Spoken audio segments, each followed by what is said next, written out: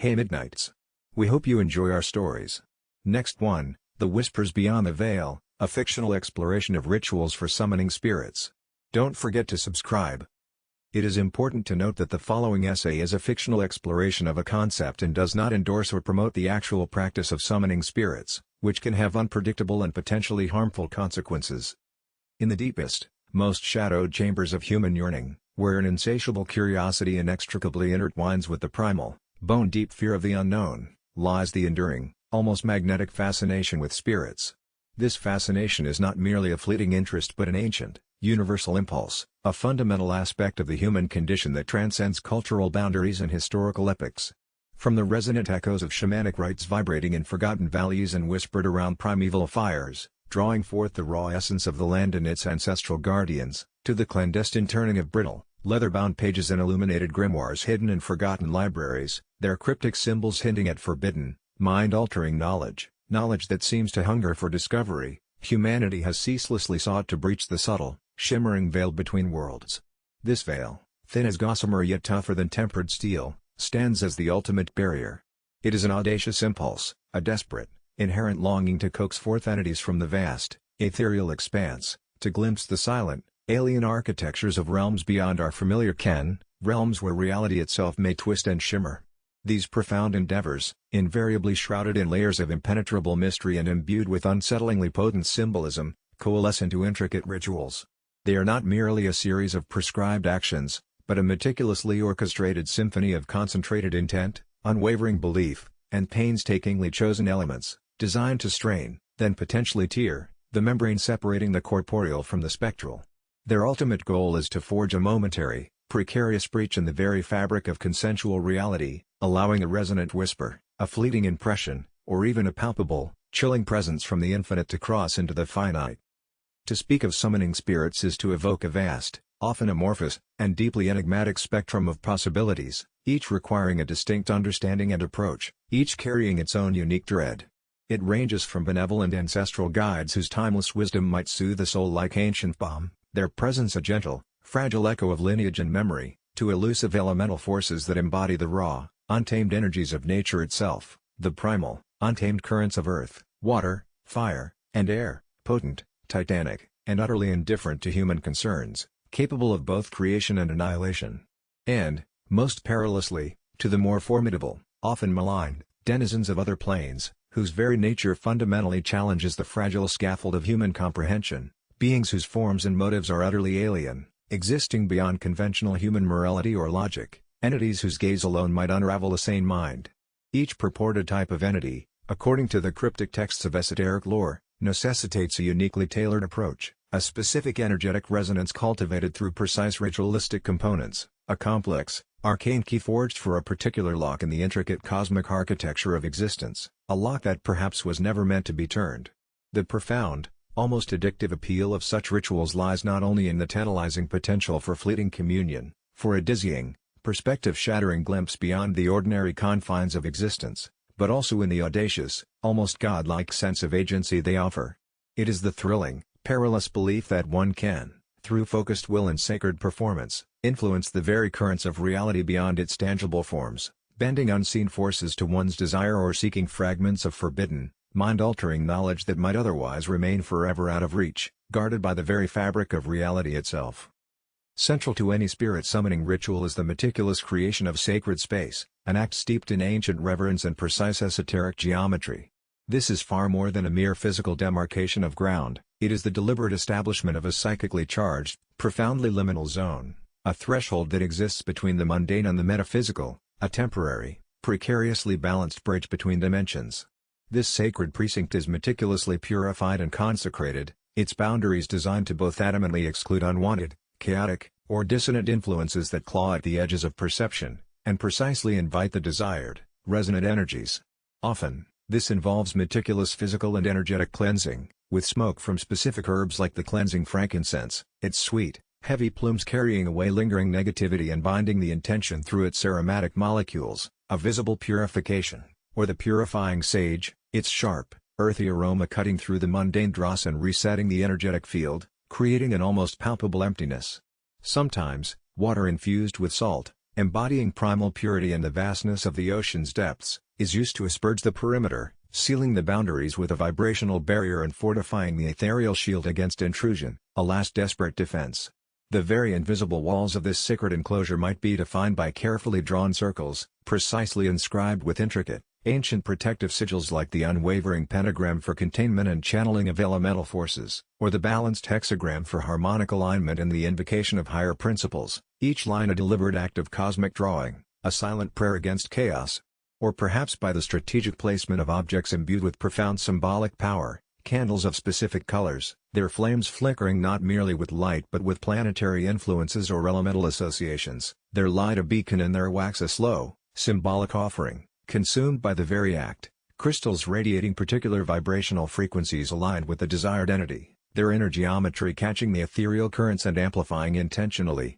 humming faintly with unseen power, or consecrated artifacts passed down through generations, steeped in the cumulative power of lineage and forgotten rites, acting as potent, resonant conduits, whispering of past rites. The precise orientation of the circle to cardinal points or specific astrological houses often adds another profound layer of cosmic alignment, drawing power from the very turning of the spheres and the silent, gravitational dance of distant stars. The entire act of preparing this space is a profound meditation in itself, a testament to the overwhelming gravity and sanctity of the undertaking, imbuing the atmosphere with a palpable sense of anticipation and a focused, singular intent that seems to hum in the very air, vibrating with an arcane potential that precedes contact, a silence pregnant with the unknown. This fictional concept of sacred space finds strong parallels in reality, as across countless spiritual and magical traditions, the creation of a designated, ritually purified space is fundamental. Historical and cultural examples abound, from ceremonial magic where practitioners draw circles and sigils with salt or chalk,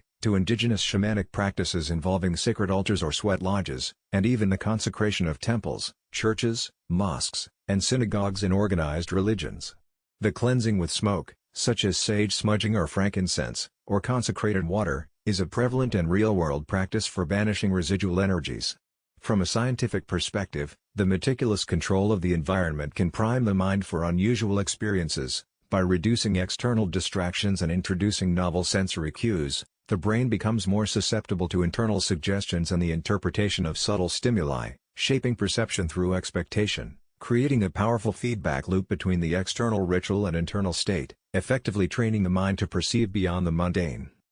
Following the establishment of this exquisitely consecrated space, the invocation itself becomes the pulsating heart of the ritual, the resonant, desperate call across the infinite void. This is where language, in its most potent, archaic, and often hypnotically rhythmic forms, takes precedence, not merely as communication, but as an act of creation and vibrational attunement. Incantations are not mere words, they are sonic vibrations, primordial frequencies, rhythmic pronouncements laden with concentrated intent, meticulously derived from ancient, half-forgotten texts, orally transmitted traditions guarded by bloodlines, or even whispered to the summoner in profound, liminal dreams, dreams that linger like shadows. The very wording is crucial, often poetic, archaic, and infused with a deliberate, sometimes dizzying meter and cadence, designed to resonate with a specific energetic frequency of the desired entity, like a tuning fork vibrating in precise sympathy with an unseen note from another reality, compelling it towards the threshold, a key turning in cosmic locks. These invocations might meticulously list the spirit's esoteric, true names and ancient epithets, names believed to hold intrinsic, binding power over the entity's essence and its very being, recount its legendary deeds in the cosmic narrative, or appeal directly to its primal nature and dominion over specific spheres of influence, attempting to exert a tenuous control. The very breath of the summoner becomes an instrument, their voice a conduit, its tone, cadence, and very resonance carrying the cumulative weight of ages, echoing through the carefully constructed spatial and temporal framework, vibrating with the audacity of the summons. The strategic use of foreign or dead languages, such as the sonorous Latin, the mystical Hebrew, or the enigmatic Enochian, is often believed to lend additional power due to their perceived untainted nature, their direct connection to ancient magical currents, or simply their inherent alienness to the everyday tongue, which heightens the sense of profound mystery and detachment from the mundane, lending an unsettling authenticity. Some traditions emphasize the precise vocalization of specific divine names or words of power, believed to hold intrinsic authority or a direct vibrational link to unseen forces, acting as keys to locks that turn only in the mind and the resonant chambers of the universe, tearing open the fabric of reality with pure sound. The essay's depiction of invocation aligns closely with reality. The belief in the power of words, particularly those deemed sacred, archaic, or divinely inspired, forms a cornerstone of many spiritual and magical systems. Historical grimoires, for instance, are replete with lengthy, often Latin or Hebrew-based invocations calling upon various entities, and religious practices universally utilize specific prayers, chants, and mantras believed to hold inherent spiritual power. Addressing spirits by their specific names, titles, and areas of influence is a common real-world practice, believed to establish a stronger connection. Scientifically, rhythmic chanting, hyperventilation, or prolonged vocalization can induce altered states of consciousness, leading to changes in brainwave patterns, for example, an increase in theta waves associated with trance states. The evocative power of language, especially in unfamiliar or archaic forms, can bypass critical analytical thought, enhancing suggestibility and fostering a deeper, almost involuntary, immersion into the ritual's narrative, effectively priming the mind for contact. Beyond spoken words, the efficacy of a summoning ritual often hinges on the inclusion of sympathetic elements, objects or substances believed to hold a direct energetic link to the spirit being called, serving as both offering and conduit, a material anchor for an ethereal presence, operating on the arcane principle of like attracts like or part affects whole. This principle posits that objects sharing qualities or having once been in contact retain a subtle, energetic connection, a resonant echo that can be amplified. These might range from the highly controversial practice of blood offerings, in more archaic and ethically contentious practices, often animal blood, symbolizing the primal essence of life force and sacrifice, an act of supreme and desperate exchange of vital essence, a terrifying contract, to specific herbs associated with the spirit's domain, their hidden virtues echoing the entity's nature, for example, mugwort for divination, mandrake for raw power, each plant imbued with specific, resonant properties, their very Santa bridge. Personal belongings of the deceased, in the case of ancestral summoning, are used to create a direct psychic tether, a thread woven from memory and love, vibrating with the echoes of a life lived and acting as a familiar anchor, pulling at the past. Or even intricately crafted astrological talismans, forged and consecrated under auspicious planetary alignments, painstakingly imbued with cosmic resonance, drawing down celestial influences and imbuing them with the subtle, cold energies of the stars, aligning micro and macrocosm in a fleeting moment of cosmic power. The burning of specific incense, its smoke curling upwards in sinuous, ephemeral tendrils, often plays a vital role, serving as a visual representation of the spirit's ethereal ascent and carrying prayers and intentions into the ether, a fragrant bridge to the unseen, a subtle offering of transformation, a silent plea that drifts into the void. Each element placed within the sacred space, often meticulously arranged on an altar adorned with carefully selected offerings, is not merely a prop but a gesture of profound hospitality, a welcoming beacon to the unseen, a tangible anchor for the intangible, a silent plea across dimensions, a binding of material to spirit through potent, resonant symbolism, each object humming with latent purpose. This concept of sympathetic elements is deeply rooted in animistic, magical, and religious practices worldwide, reflecting a belief in interconnectedness and the exchange of energy. Real-world examples include offerings of food, drink, or personal belongings in ancestor worship across many cultures, the use of specific herbs and items in voodoo and hoodoo, and the employment of elemental correspondences in various magical traditions. While highly controversial, historical and some fringe contemporary magical practices have indeed included blood offerings as a potent source of life force. The creation of astrological talismans under specific planetary conditions is also a hallmark of historical ceremonial magic. From a scientific viewpoint, the use of these elements, while not necessarily possessing inherent magical power, contributes to the multisensory immersion of the ritual, reinforcing the practitioner's intention and belief through a complex interplay of sight, smell, and touch. The power of expectation and the placebo effect can significantly influence subjective experiences when these elements are consciously incorporated.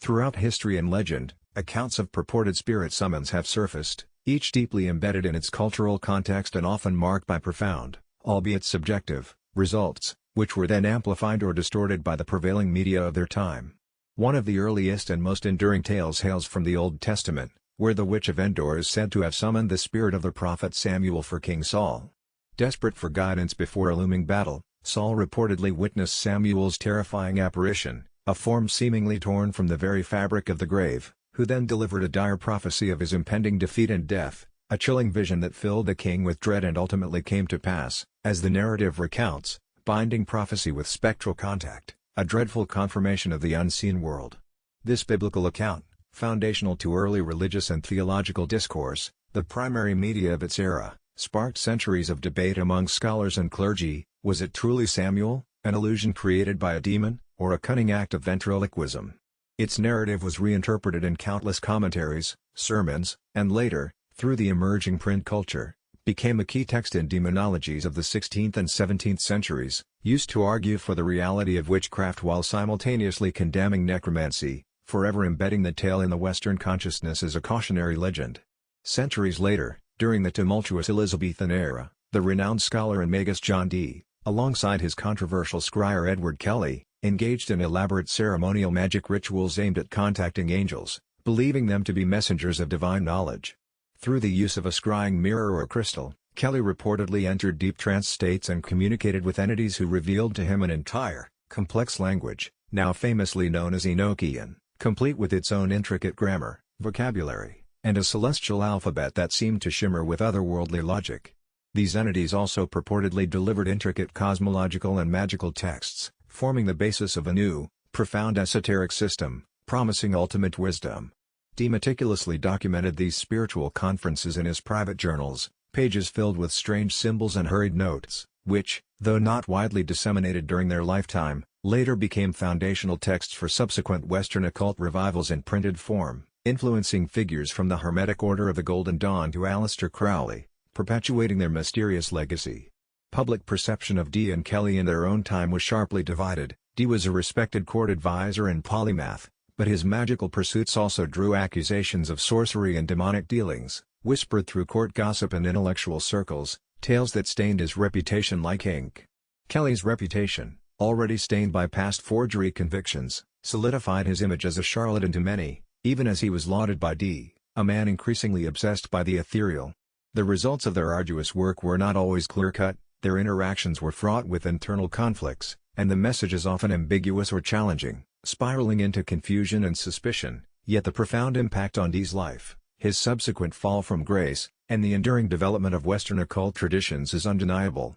These historical pursuits serve as vivid illustrations of humanity's unyielding attempts to breach the veil, highlighting the diverse array of methods employed and the often dramatic, personally transformative, and sometimes tragically ambiguous outcomes ascribed to such encounters across the tapestry of human belief, leaving behind tantalizing questions.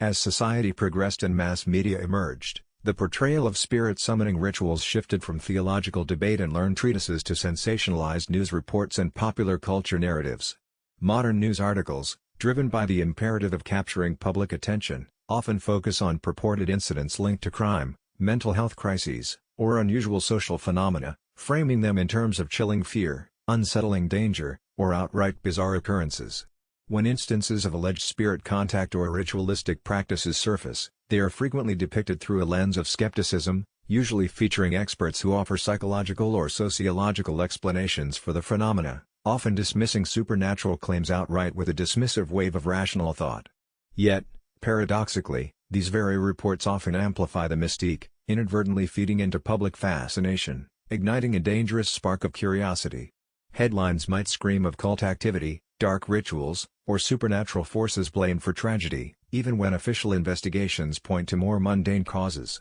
the macabre narrative often overshadowing the facts. This media coverage rarely delves into the intricate historical or philosophical underpinnings of such rituals, instead focusing on the immediate, often negative, consequences or the perceived threat to social order, demonizing what it cannot comprehend. The nuanced subjective experiences of practitioners are often dismissed or pathologized, reducing complex spiritual pursuits to mere delusion or dangerous behavior, stripping them of their profound, unsettling allure. The tension between the enduring human impulse to connect with the unseen and the rational, often fearful, response of modern society is thus dramatically played out in the daily news cycle, maintaining a constant, low-level hum of fascination and apprehension around the topic, a persistent echo of forbidden knowledge.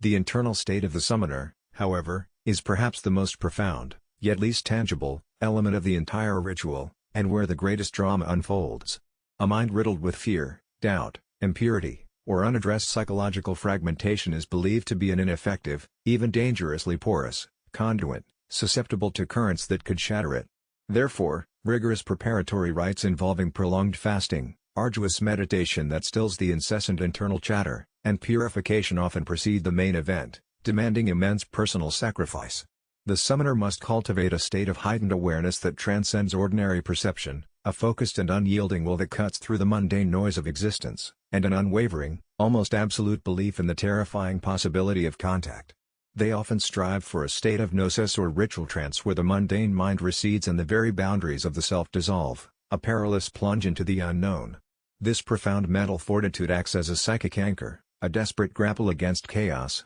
preventing the intrusion of unwanted, chaotic energies that constantly press against the psychic barrier, and ensuring the clarity and purity of communication, or at least, the illusion of control. The truly successful summoner does not merely perform the ritual, they become the ritual, their entire being attuned to the subtle, vibrating currents of the unseen world, their consciousness a living, breathing bridge between dimensions, a temporary, fragile portal itself, constantly on the brink of being overwhelmed. This aspect of the summoner's state of mind is perhaps the most universally accepted real component in any spiritual or magical endeavor. The mental, emotional, and spiritual state of the practitioner is often considered paramount. Real-world practices often involve deep meditation, trance states, fasting, and purification rites to achieve altered states of consciousness and mental clarity. The power of focused intent, strong belief, and unwavering will is universally considered crucial in everything from prayer to spellcasting, with doubt often seen as a significant hindrance. From a scientific standpoint, practices like fasting and meditation can profoundly alter neurochemistry, leading to changes in perception, mood, and cognitive function. The intense focus of will and expectation can induce self-hypnosis or dissociative states, where the brain generates vivid internal experiences that are perceived as external reality, often indistinguishable from external stimuli. The brain's inherent capacity for creating compelling narratives and filling in sensory gaps can also contribute powerfully to the perception of contact, transforming internal states into seemingly external presences. The moment of manifestation, if it occurs, is often described in subjective and ethereal terms, lending to its deeply unsettling, enigmatic nature. It might be a sudden, inexplicable shift in atmospheric pressure, a crushing weight that descends from nowhere, a localized chill that seems to emanate from nowhere and defy natural explanation, raising goosebumps on the skin, or a distinct scent that was not there moments before, perhaps a specific, unearthly floral aroma that cloys at the throat, the sharp, metallic tang of ozone, or something utterly alien and unsettlingly sweet, a perfume of decay. The inexplicable flickering of candlelight, even in perfectly still air, or a whisper just beyond the threshold of audible hearing, seeming to resonate not in the air, but directly within the deepest recesses of the mind, a chilling intrusion of thought, are common reports. In more overt, though exceedingly rare and often contested, manifestations, there might be a subtle visual distortion in the very air, a shimmering or ripple in the space, a fleeting shadow that seems to writhe at the edge of vision, just out of focus, or even a palpable sense of presence, a distinct weight or pressure in the space that feels both immense and intimately intrusive, cold and oppressive. Communication, if it occurs, often does so through impressions, vivid symbolic visions that flash across the inner eye, powerful, disturbing dreams that linger long after waking, or through the subtle, unbidden shifts in the summoner's own thoughts, as if an alien consciousness has momentarily touched their own, imparting knowledge in a non-linear, archetypal form, a chilling, profound understanding that was not their own. The ending of the ritual is as important as its beginning, fraught with peril, involving polite but firm dismissal or banishment of the summoned entity, a clear, unequivocal declaration of closure, and the careful deconstruction of the sacred space, returning it to its mundane state while retaining the energetic imprint of the communion, like the faint, lingering scent of a powerful, unforgettable dream, a scar upon the psyche. While the essay describes potentially direct or subtle manifestations, real-world accounts are highly subjective and often fall into the realm of psychological or perceptual phenomena,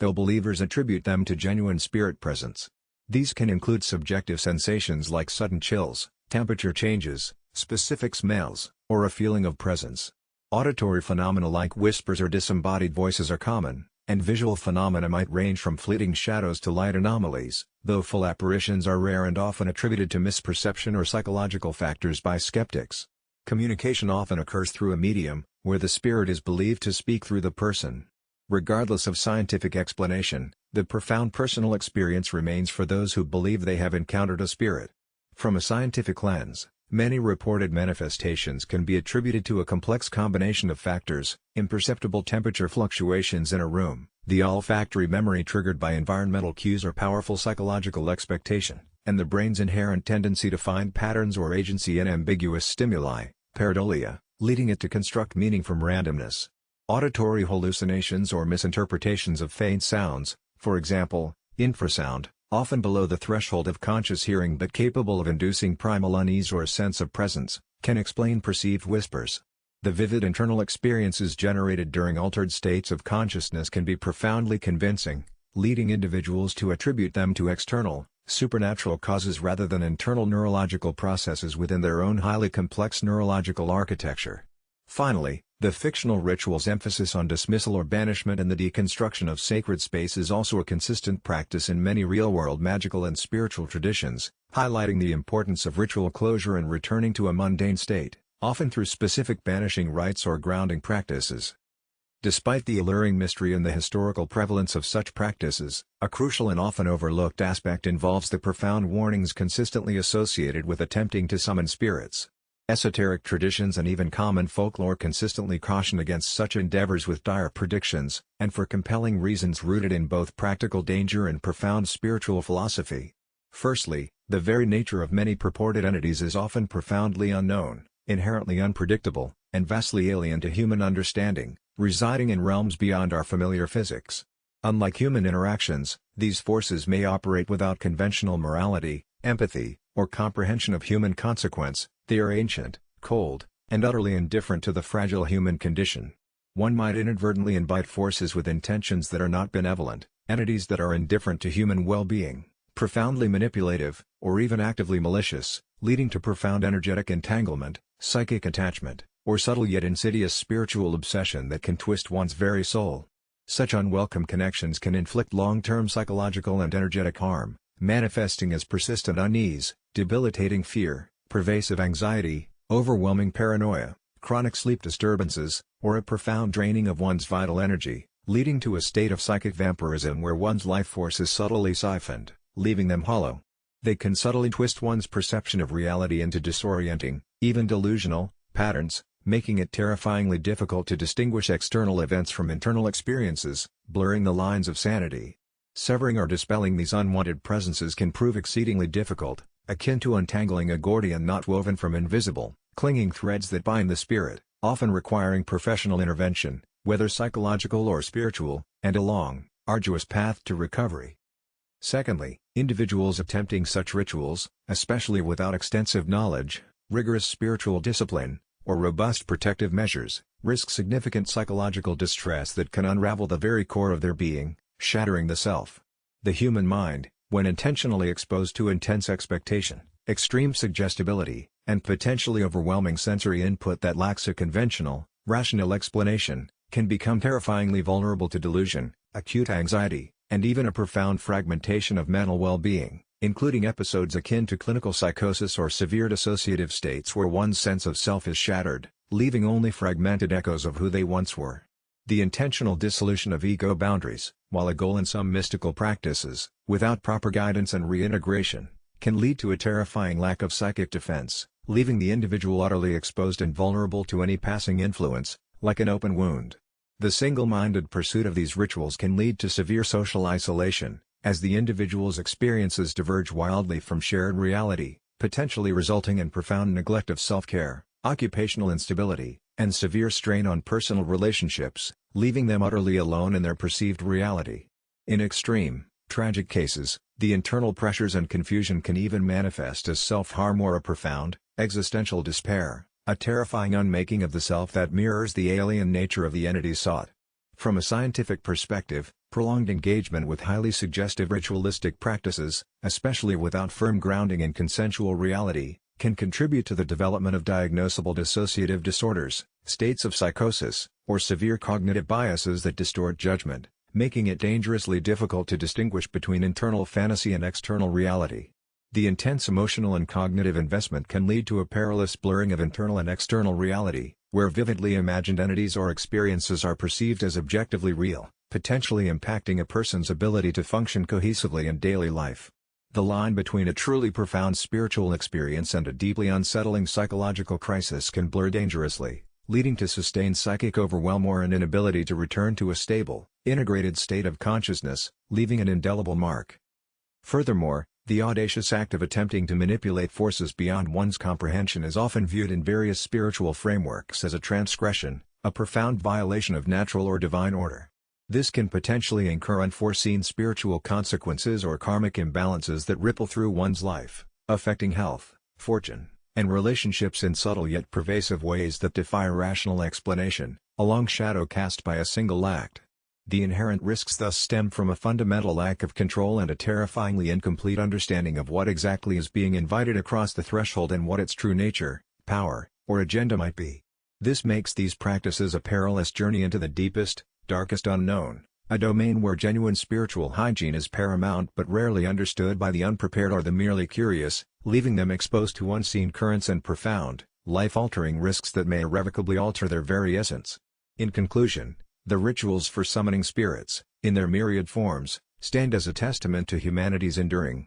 perhaps eternal, quest for knowledge beyond the immediate, for a connection with the unseen forces that are believed to profoundly shape our existence. They are not random acts but carefully constructed systems, blending ancient wisdom with profound symbolism, meticulously designed to create a bridge between worlds, a fragile nexus where the mundane touches the miraculous. While the efficacy and objective reality of such practices remain a subject of fervent debate and scientific skepticism, their enduring, haunting appeal lies in the profound human desire to touch the mysterious, to receive wisdom from beyond the veil of ordinary perception, and to experience, however fleetingly, the resonant, uncanny whispers of the unseen, a siren's call to the forbidden. It is a journey into the very heart of belief, a daring exploration of the absolute boundaries of consciousness, and a poignant reminder of the endless possibilities that lie just beyond our immediate grasp, tempered always by a solemn recognition of the inherent dangers and serious considerations involved in breaching the sacred silence of the otherworld, and the critical understanding that much of what is experienced may ultimately reside within the complex,